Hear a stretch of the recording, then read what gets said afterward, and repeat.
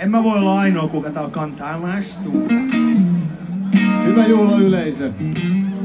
Kuten tiedätte, olen tuntenut Tonin yli 30 vuotta.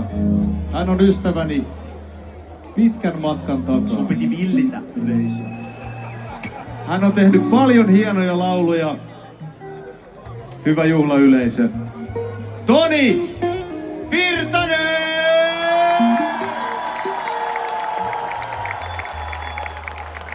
Ja tämä seuraava teksti on mielestäni ehkä Tonin hienoin. Sen aloittaa komea mies Hollolasta, Pauli Hauta-aho.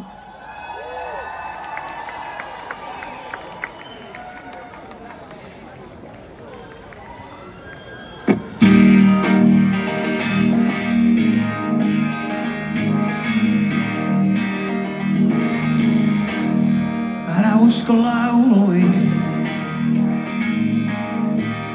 Ne tekee susta haaveilijaa. Ne voi saada sut kaivelemaan asioita, joilta mielesi koittaa sua suojella.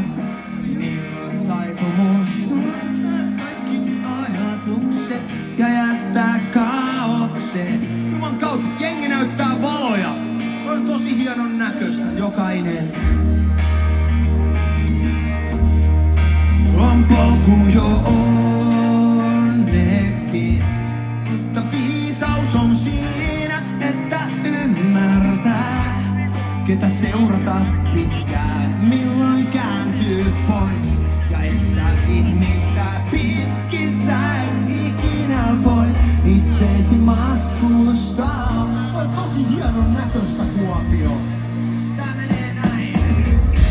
Kaikki loputon kauneus, kaikki järjettömyys, kaikki ruoskivat toiveet, kaikki päättämättömyys ovat lopulta tarkoituksen palasia.